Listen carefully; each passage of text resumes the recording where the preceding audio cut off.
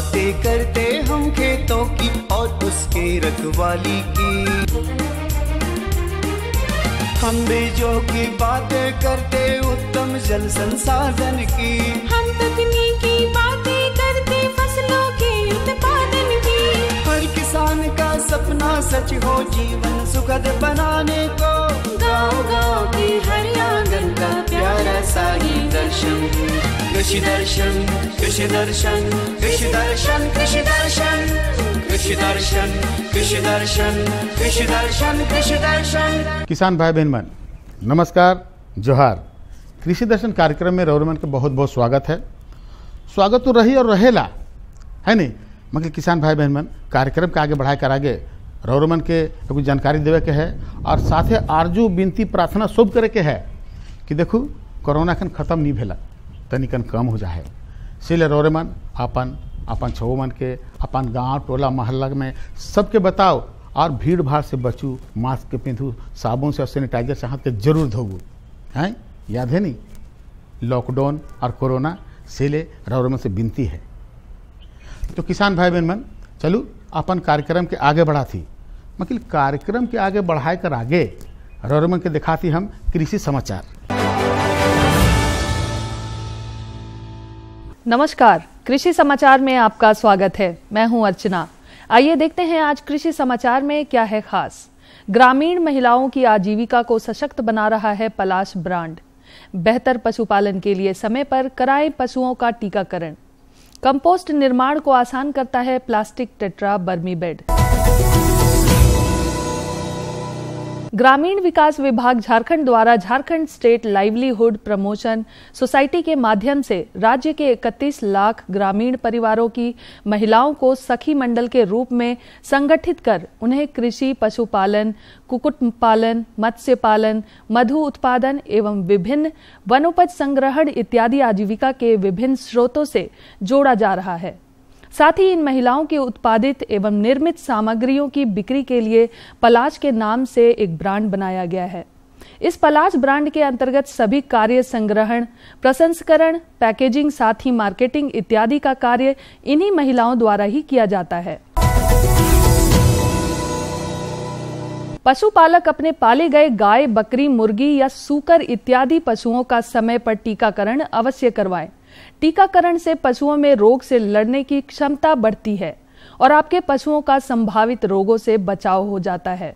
रोग लग जाने की स्थिति में इलाज में खर्च भी ज्यादा होता है, परेशानी भी होती है और रोग के ज्यादा होने पर पशुओं की हानि भी होती है। इसलिए पशुओं का टीकाकरण अवश्य कराएं और बेहतर लाभकारी पशुपालन करें। मसालों में मिर्च हमारे झारखंड में प्रमुख रूप से उपजाई जाती है। वर्तमान समय में मिर्च की पूसा ज्वाला और स्वर्ण तेजस्वी नामक प्रभेदों की बुआई कर कृषक लाभान्वित हो सकते हैं। झारखंड की मिट्टी एवं जलवायु में मिर्च के ये प्रभेद अच्छा उत्पादन देते हैं। पूसा ज्वाला और स्वर्ण तेजस्वी ये मिर्च के वैसे प्रभेद हैं जो झारखंड की जलवायु और मिट्टी में बेहतर उपज देते हैं। इनके 500 से 600 ग्राम बीज प्रति हेक्टेयर की दर से बुआई कर और उचित कृषि कार्यों को करके लगभग 80 से 100 क्विंटल हरा मिर्च प्राप्त किया जा सकता है। वर्तमान समय में जिस प्रकार ठंड का प्रकोप बढ़ा है, ऐसी ही स्थिति में पशुओं को ठंड लगने की संभावना रहती है। पशुपालक यदि अपने पशुओं के नाक से पानी बहना और सांस लेने से पेट का फूलना इत्यादि जैसे लक्षण दिखे तो ये ठंड लगने के लक्षण हो सकते हैं। ऐसे में सुबह धूप निकलने पर ही पशुओं को बाहर चरने भेजें। पीने के लिए मवेशियों को गर्म पानी देना चाहिए। सुबह शाम पशुओं के आवास में हीटर या अलाव की व्यवस्था करें। साथ ही पशु विशेषज्ञ की सलाह लेना चाहिए। बर्मी कंपोस्ट बनाने के काम को सुविधाजनक तरीके से करने के लिए किसान प्लास्टिक से निर्मित प्लास्टिक टेट्रा बर्मी बेड की सहायता ले सकते हैं। यह बेड हल्के होने के कारण कहीं भी लाया ले जाया जा सकता है। बर्मी कंपोस्ट बनाने के लिए प्लास्टिक टेट्रा बर्मी बेड एक बहुत ही उत्तम उपकरण है। आमतौर पर किसान कंपोस्ट निर्माण के लिए पक्के बेड का निर्माण कराते हैं, जो इस उपकरण की तुलना में महंगा होता है, साथ ही बहुत स्थान घेरता है। इसके बनिस्पत प्लास्टिक टेट्रा बर्मी बेड बहुत सुविधाजनक होता है। हल्के होने के कारण इसे कहीं भी स्थानांतरित किया जा सकता है। और अब एक नजर राज्य के कुछ प्रमुख शहरों के मौसम के मिजाज पर। आज राज्य के कुछ प्रमुख शहरों के तापमान इस प्रकार दर्ज किए गए। रांची अधिकतम 25 डिग्री सेल्सियस, न्यूनतम 13 डिग्री सेल्सियस। देवघर अधिकतम 31 डिग्री सेल्सियस, न्यूनतम 17 डिग्री सेल्सियस। जमशेदपुर अधिकतम 30 डिग्री सेल्सियस, न्यूनतम 17 डिग्री सेल्सियस। मेदिनीनगर अधिकतम 28 डिग्री सेल्सियस, न्यूनतम 14 डिग्री सेल्सियस। धनबाद अधिकतम 29 डिग्री सेल्सियस, न्यूनतम 17 डिग्री सेल्सियस। कृषि समाचार में आज इतना ही, परंतु जाते जाते आपसे निवेदन है कि कोरोना गाइडलाइन का पालन करते हुए कृषि कार्य करें। अपने और अपने परिवार के सदस्यों को कोरोना टीके की सभी खुराक अवश्य लगवाएं। अगले अंक में फिर मुलाकात होगी कुछ ताजा तरीन खबरों के साथ। तब तक के लिए दीजिए इजाजत। नमस्कार, जोहार। तो किसान भाई बहन मन, कृषि समाचार में रोज में तकनीक कर बारे में, उपकरण कर बारे में, मौसम कर हाल कर बारे में और कृषि संबंधी नवा नवा जानकारी मिलक है नहीं। एखन बेरा हो जाए छोटा सा विराम के, हम विराम के बाद घूर के आवा थी और में की जानकारी देवा थी।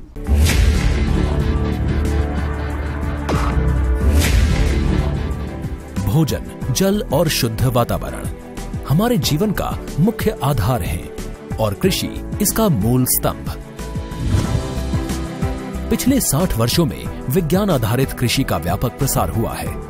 साथ ही कृत्रिम संसाधनों के बढ़ते प्रयोग से कृषि की सतत क्षमता पर चिंताएं बढ़ी हैं। प्रधानमंत्री श्री नरेंद्र मोदी जी के दूरदर्शी नेतृत्व के अंतर्गत रसायन मुक्त जैविक खेती एक महत्वपूर्ण प्रयास है।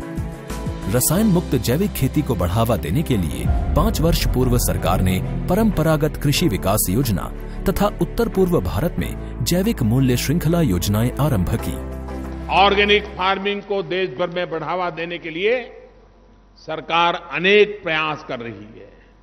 इसके लिए परंपरागत कृषि विकास योजना के तहत काम किया जा रहा है। न सिर्फ ऑर्गेनिक फार्मिंग को बल दिया जा रहा है, बल्कि उसके लिए वैल्यू एडिशन और मार्केट की व्यवस्था भी की जा रही है। भारत सरकार एवं किसानों के सम्मिलित प्रयासों से आज देश के लगभग 36 लाख किसान 38 लाख हेक्टेयर क्षेत्र में जैविक खेती कर रहे हैं।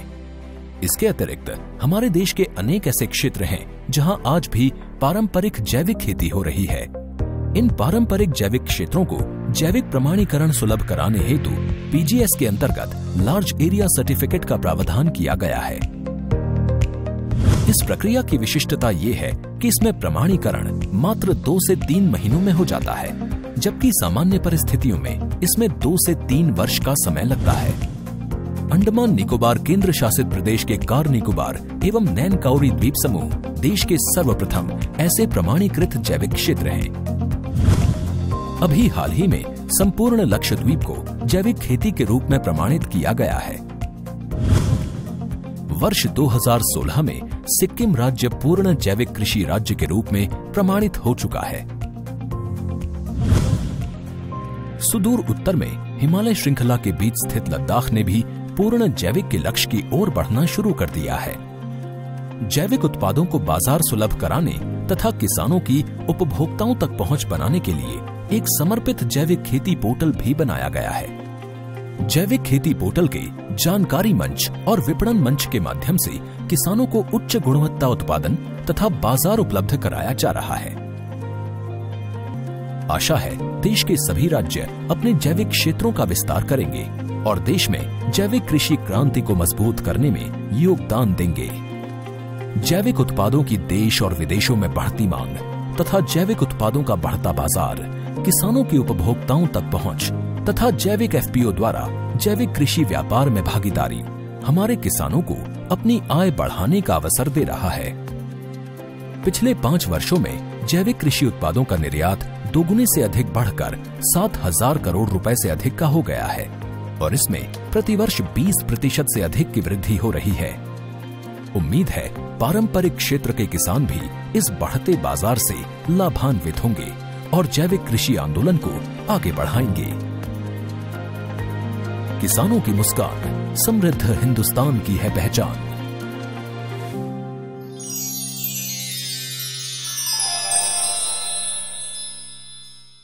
किसान भाई बहन मन, विराम के बाद एक बार फिर से स्वागत है रौरव मन के। चलिए अपन कार्यक्रम के आगे बढ़ा थी। तो आज के जो जानकारी है कि भिंडी और उकर प्रभेद कर बारे में, प्रभेद कर चुनाव कर बारे में। तो भिंडी के जो खेती करेला तो एक में जानना बहुत जरूरी है कि प्रभेद कर चुनाव कर बारे में। अगर प्रभेद कर चुनाव सही नहीं होगी तो भिंडी में बहुत नुकसान होगा, फसल में बहुत नुकसान हो रहा और साथ में किसान भाई बहन के बहुत नुकसान होगा। तो ये नुकसान से अगर बचना है तो इकर बारे में जानना बहुत जरूरी है, और जानना है तो फीचर कर माध्यम से जानना जरूरी है ताकि पूरा जानकारी मिले, है नहीं। तो चलो रौरव मन के हम एक जानकारी फीचर कर माध्यम से दिवा थी। वैसे तो भिंडी की खेती किसान बारिश और गर्मी दोनों में कर सकते हैं, लेकिन गर्मी में चूंकि इसकी मांग ज्यादा होती है और इसका उत्पादन भी अधिक होता है, तो ऐसे में तापमान को ध्यान में रखते हुए भिंडी की देखभाल भी बहुत जरूरी हो जाती है। दर्शकों नमस्कार, कृषि दर्शन कार्यक्रम में आपका फिर से स्वागत है। आज के अंक में हम दिव्यांग कृषि विज्ञान केंद्र मोराबादिया पहुंचे हैं और यहाँ डॉक्टर रविंद्र कुमार सिंह जी से भिंडी की वैज्ञानिक खेती के बारे में जानकारी लेंगे। तो आइए बात करते हैं डॉक्टर रविंद्र कुमार सिंह जी से। किसान भाइयों, झारखंड राज्य में विशेष रूप से अगर हम रांची जिले की बात करते हैं तो यहाँ पे भिंडी की खेती सफलतापूर्वक की जा सकती है। यहाँ की जलवायु और मृदा दोनों ही इसके लिए बहुत ही ज़्यादा उपयुक्त है, और यहाँ पे हम गर्मा मौसम में और साथ ही साथ खरीफ मौसम में भी हम भिंडी खेती सफलतापूर्वक करते हैं। जहाँ तक अभी का जो समय है हमारा, वो गर्मा मौसम के लिए की तरफ हम बढ़ रहे हैं। तो गर्मा मौसम में अगर हम भिंडी की खेती की बात करते हैं तो हमारी बहुत सारी जो उन्नत किस्में हैं जो अलग अलग हमारे संस्थानों द्वारा, अनुसंधान संस्थानों द्वारा विकसित की गई हैं, जिसमें भारतीय बागवानी अनुसंधान संस्थान बंगलौर में जो स्थित है उसके द्वारा अर्का अनामिका, अर्का अभय, ये दोनों ही संकर किस्में हैं और अच्छी उपज देने वाली किस्में हैं। और इसमें सबसे अच्छी बात क्या है कि जो भिंडी में एक विषाणु जनित बीमारी जो लगती है येलो वेन मोज़ेक वायरस, उसके लिए ये दोनों ही प्रजातियां टॉलरेंट पाई गई हैं। जो किसानों के खेत में जब उनके ऊपर अनुसंधान किया गया उस समय। इसके अलावा अगर भारतीय सब्जी अनुसंधान संस्थान जो कि वाराणसी में स्थित है, इसके द्वारा भी जो काशी मंगली, काशी सद्धारी, काशी वरदान, इन उन्नत किस्मों का विकास किया गया है, इनका चुनाव करके किसान भाई हमारे अच्छी उपज और अच्छी आमदनी भिंडी की खेती से प्राप्त कर सकते हैं। जहां तक भिंडी की अच्छी किस्मों की बात है तो अर्का अभय, अर्का अनामिका, परभनी क्रांति, वर्षा उपहार, ये कुछ भिंडी की प्रमुख किस्में हैं। इसके अलावा झारखंड में भी कुछ किस्मों को तैयार किया गया है जिसे अपनाकर किसान भाई अच्छी कमाई कर सकते हैं। इसके लिए किसान भाइयों ऐसी भूमि का चुनाव करना चाहिए जहां जल जमाव की स्थिति न आने पाए। और जब हम खेत की तैयारी की बात करते हैं तो उस समय हमें उसमें जल निकास का भी उत्तम प्रबंध करना चाहिए। अगर हम खेत की तैयारी की बात करते हैं तो 2 से 3 जुताइयां करके हम पाटा लगा के खेत को समतल बना लेते हैं। और एक बात किसान भाइयों विशेष रूप से ध्यान रखिएगा कि यहाँ की जो अधिकतर ज़मीन है, मृदा है, वो अम्लीय प्रकृति की होती है। तो इसके लिए हमें चूने का प्रयोग ज़रूर करना चाहिए, जिसकी दर होती है 1 से 1.25 किलोग्राम प्रति डिसमिल की दर से हमें चूने का प्रयोग करना चाहिए, जो कि अम्लीय मृदा के सुधारक के रूप में काम करता है। अब इसके अलावा जब हम खेत की अंतिम जुताई कर रहे होते हैं तो उस समय हमें सड़ी हुई गोबर की खाद का प्रयोग करना होता है। किसान भाइयों ये अवश्य निश्चित रूप से सुनिश्चित करें कि जो भी खाद का इस्तेमाल कर रहे हैं वो पूर्णतया सड़ी हुई होनी चाहिए, अन्यथा कच्चे गोबर का इस्तेमाल करने से दीमक का प्रकोप बढ़ सकता है ज़मीन के अंदर। और बहुत सारी हमारी सब्जी फसलें होती हैं जिसमें भिंडी भी एक है, जो कि मृदा जनित बहुत सारी बीमारियों से ग्रसित होने की संभावना उसमें होती है। तो इसके नियंत्रण के क्रम में हम जो भी हमारी खाद का हम इस्तेमाल कर रहे हैं उसको ट्राइकोडर्मा विरिडी या हर्जियनम से हम उपचारित कर लेते हैं। तो 1 किलोग्राम ट्राइकोडर्मा को हम 100 किलो खाद के लिए इस्तेमाल कर सकते हैं।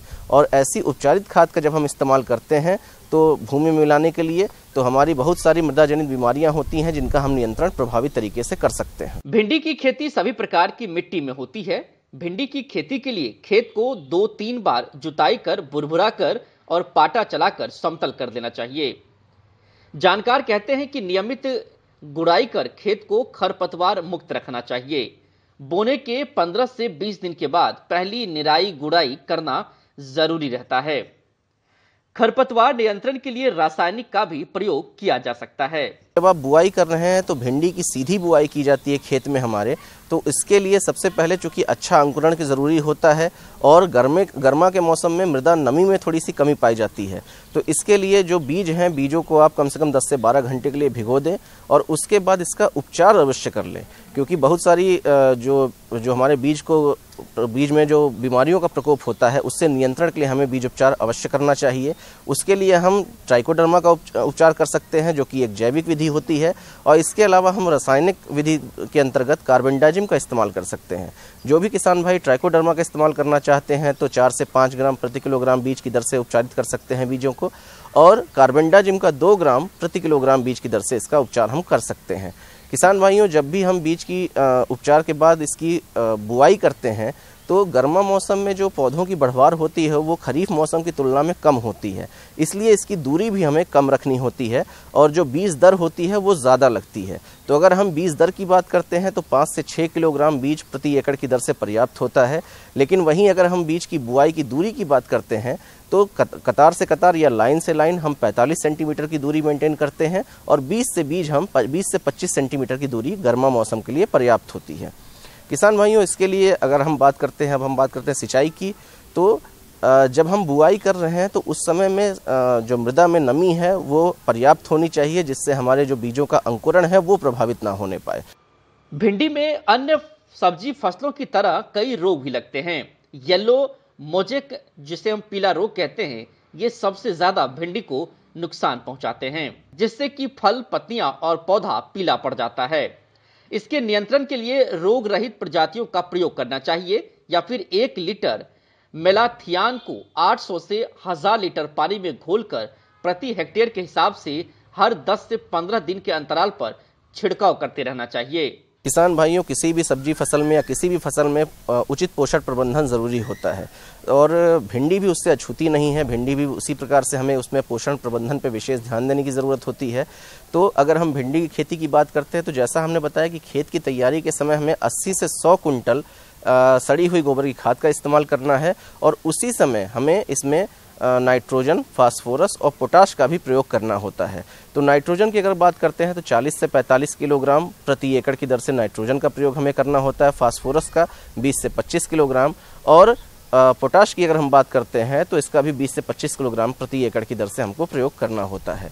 अगर नाइट्रोजन की हम बात करते हैं तो इसे 2 भागों में देना है, आधा भाग जो है खेत की तैयारी के समय और फास्फोरस और पोटेशियम का पूरा भाग खेत की तैयारी के समय हमें देना होता है। जो शेष मात्रा हमारी बचती है नाइट्रोजन की, उसको हमें जब हम पहली बार मिट्टी चढ़ाते हैं यानी कि बुआई के लगभग 25 से 30 दिन बाद, उस समय हमें उसमें पौधों के पास में टॉप ड्रेसिंग के रूप में देना होता है और उसके बाद हम मिट्टी चढ़ा देते हैं। इसमें अगर हम बात करते हैं कीट और रोगों के प्रबंधन की, तो मुख्य रूप से जो सबसे खतरनाक इसमें एक बीमारी लगती है वो आती है येलो वेन मोज़ेक वायरस।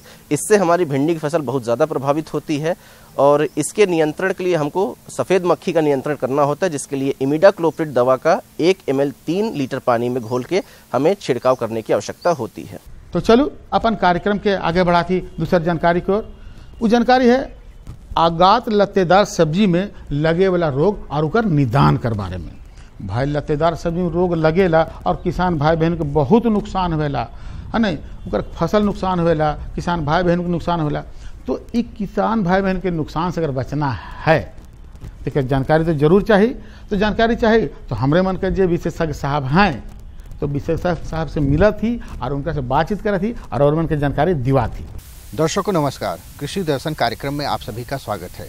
आज हम ICAR पलांडू में हैं और हमारे साथ हैं यहाँ के कृषि विशेषज्ञ श्री विजय कुमार सिंह जी, जिनसे हम बातचीत करेंगे और जानेंगे कि लत्तेदार सब्जियों में खास करके जो आगात लत्तेदार सब्जियां होती हैं उसमें किस प्रकार से रोग होते हैं और उसका निदान किस प्रकार से कर सकते हैं। आपका हमारे कार्यक्रम में बहुत बहुत स्वागत है। नमस्कार किसान भाइयों। सबसे पहले तो हम आपसे ये जानना चाहेंगे कि आगात जो लत्तेदार सब्जियाँ हैं वो कौन कौन सी हैं और उसमें कौन कौन से रोग लगते हैं। किसान भाइयों, आगात लत्तेदार सब्जियों की अगर बात करते हैं तो मुख्य रूप से जो है आप खीरा है, झींगी है, नेनुआ है, तरोई है, उसके बाद जो है तरबूज है, खरबूज है, ये प्रमुख जो है गर्मा लत्तेदार सब्जियां हैं जिसको किसान भाई जो है आगात लगाते हैं और अगात जब लगाते हैं तो उसको जो है बिछड़ा का उत्पादन जो है प्रोट्रे में करते हैं, या फिर जो है पॉलीटनल बना के जो है उसमें बीज की बुआई करते हैं, जिससे फसल अगात होता है।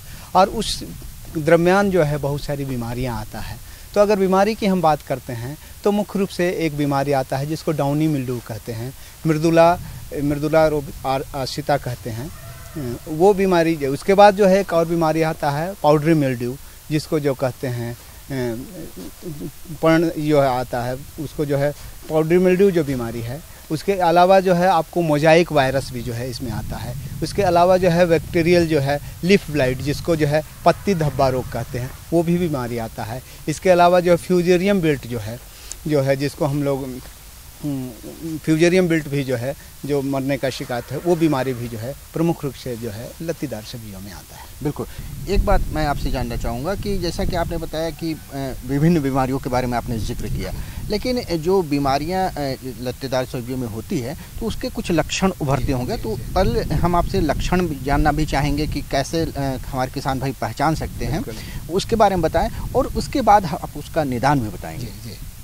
किसान भाइयों, जैसा कि मैंने रोगों के बारे में बताया, तो पहला मैंने बताया कि डाउनी मिल्ड्यू जो मृदुला आश्रिता जो बीमारी है, वो बीमारी जो है पत्तियों के निचले सिरे पे आप देखेंगे तो जो बैंगनी रंग का जो है धब्बा आता है, और उसके चलते जो है क्या होता है कि पत्ती का ऊपरी भाग जो है पीला होने लगता है, ऊपर भाग में जो है पीला पीला धब्बा दिखाई देने लगता है, और रोग जैसे जैसे बढ़ता है वैसे वैसे जो है पत्तियां पीला होने लगती है, और जिसका नतीजा होता है कि जो है पत्तियां जो है समय से पहले जो है गिर जाती है। इसका प्रभाव क्या होता है कि जो है फल का उत्पादन कम हो जाता है, फल का आकार में कमी आ जाता है, और जो है इससे किसान भाइयों को नुकसान होता है। तो किसान भाई इसको जो है इस तरह जो है आप पहचान सकते हैं। इसका निदान की अगर हम बात करते हैं तो निदान के लिए एक दवा जो है मेटलैक्सिल और मैंकोजेब, जो बाज़ार में जो है रीडोमिल गोल्ड करके आता है, तो इस दवा का जो है 2 ग्राम दवा को 1 लीटर पानी में घोल बना के अगर 10 दिन के अंतराल में 2 से 3 बार अगर किसान भाई इसका छिड़काव करते हैं तो ये जो है डाउनी मिल्ड्यू जो है बीमारी है उससे निदान कर सकते हैं। किसान भाइयों, जब भी जो कोई बीमारी आता है तो सबसे पहले जो है 1-2 पौधे में जो लक्षण दिखाई देते हैं तो पहला प्रबंधन किसान भाई करेंगे कि पत्तियों को तोड़कर जो हटा देंगे, कहीं पे दबा देंगे या जला देंगे। उसके बाद जो है अगर दवा का स्प्रे करते हैं तो उसका प्रभाव जो है अच्छा पड़ता है। उसके अलावा दूसरा बीमारी जो हमने बताया था कि पाउडरी मिल्ड्यू आता है। पाउडरी मिल्ड्यू बीमारी में जो क्या होता है कि पत्तियों पर आप देखेंगे सफ़ेद जो है चूर्ण जैसा जो है पाउडर दिखाई देने लगता है। ये पाउडर पत्तियों पर जमा हो जाता है, रोग का अधिकता हो जाने पर ये तना में और फल में भी चला जाता है, जिसके चलते जो है ना पौध का जो है विकास रुक जाता है, पौध का जो फल का आकार छोटा हो जाता है, और नतीजन होता है कि जो है किसान भाई को जो मुनाफा मिलना चाहिए, जो पैदावार मिलना चाहिए, वो पैदावार नहीं मिल पाता है। तो किसान भाइयों, अगर इस प्रकार अगर आपके खेत में जो है पाउडरी मिल्ड्यू का अगर लक्षण दिखाई देते हैं तो उसका निदान के लिए सबसे पहले जो है शुरुआती दौर पे 1-2 पत्तियां आती है तो उस पर जो है हटा दें। उसके बाद जो है एक दवा है सल्फेक्स दवा को जो है 2 ग्राम दवा को 1 लीटर पानी में घोल बना के अगर इसका आप छिड़काव करते हैं 2 से 3 बार तो जो है पाउडरी मिल्ड्यू बीमारी से किसान भाई निजात ले सकते हैं। तीसरा बीमारी जो है मोजाइक, ये विषाणु रोग है, ये विषाणु वायरस से फैलने वाला बीमारी है। तो इसका लक्षण क्या है कि देखेंगे पत्तियां जो है हल्का पीला होने लगता है, और धीरे धीरे जो है जो पीलापन जो है बढ़ने लगता है, और पत्ती का आकार जो पत्ती कुकड़ने लगता है, और पत्ती का आकार छोटा हो जाता है। और ये बीमारी जो है थ्रिप्स जो है एफिड के चलते जो है एफिड से जो है ट्रांसमिट होता है। इसका वेक्टर जो है एफिड है। ये एफिड जो है रस चूसने वाला कीट है। ये जो है मोजाइक जो है वायरस से संक्रमित पत्ती है, उसके पत्तियों से रस चूसता है, और यही जो है एफिड जो है जो स्वस्थ पौधों में जाता है और उसको पत्तियों से रस चूसने लगता है।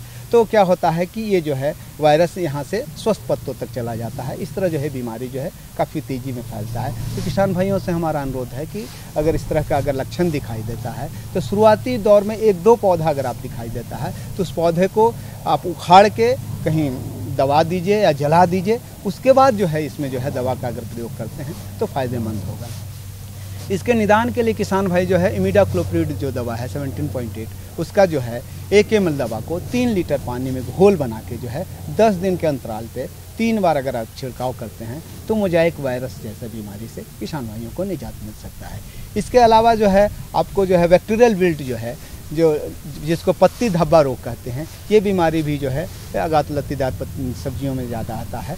और इसमें देखेंगे कि पत्तियां में जो है काला काला जो है धब्बा, छोटा छोटा धब्बा दिखाई देता है। ये धब्बा धीरे धीरे बढ़ के बड़ा हो जाता है, पूरे पत्ती में फैल जाता है और पत्ती जो है धीरे धीरे जो है जलना शुरू हो जाता है और सूखने लगता है और उससे जो है आपका पौध का जो है विकास रुक जाता है और उससे उत्पादन प्रभावित होता है। तो इस तरह जो है पत्ती धब्बा रोग के निदान के लिए किसान भाई जो है अगर मैंकोजेब एक दवा है, 2 ग्राम दवा को 1 लीटर पानी में घोल बना के अगर इसका छिड़काव करते हैं तो ये पत्ती धब्बा रोग से किसान भाई को निजात मिल सकता है। इसके अलावा जो है फ्यूजेरियम विल्ट जो है उसके निदान के लिए किसान भाइयों को जो है रोगरोधी बीज का किस्म का चुनाव करना चाहिए। साथ साथ जो है बीज को लगाते समय जो है उसको उपचारित करना है। उसके लिए कार्बेंडाजिम 2 ग्राम दवा को 1 किलो जो है बीज में मिला के और उसका अगर उसके बाद बुआई करते हैं तो निश्चित रूप से जो है आपको जो है ये फ्यूजेरियम विल्ट से जो है किसान भाई को निजात मिल सकता है। तो देखो आज 2 गो जानकारी जो मिलक रौर मन के कितने सुंदर मिलक नहीं से ले तो रौर मन के हमेशा कही ला किसान भाई बहन मन की देखो रौर कोई जानकारी है या हमरे से कोई जानकारी चाहे तो पता के लिखूँ और पत्राचार करूँ। पता है कार्यक्रम कृषि दर्शन द्वारा केंद्र निदेशक दूरदर्शन केंद्र रांचू रोड रांची और पिन कोड संख्या है 834001। तो रोरेमन आज इजाजत दो मकिल यह दीना और यह बेरा नवा जानकारी के साथ और उपस्थित हो, तब तक इजाजत दो। नमस्कार, जोहार। हम बीजों की बातें करते उत्तम जल संसाधन की, हम तकनीकी बातें करते फसलों के उत्पादन की। हर किसान का सपना सच हो जीवन सुखद बनाने को, गाँव-गाँव के हर आंगन का प्यारा सा ये दर्शन। कृषि दर्शन, कृषि दर्शन, कृषि दर्शन, कृषि दर्शन, कृषि दर्शन, कृषि दर्शन, कृषि दर्शन, कृषि दर्शन।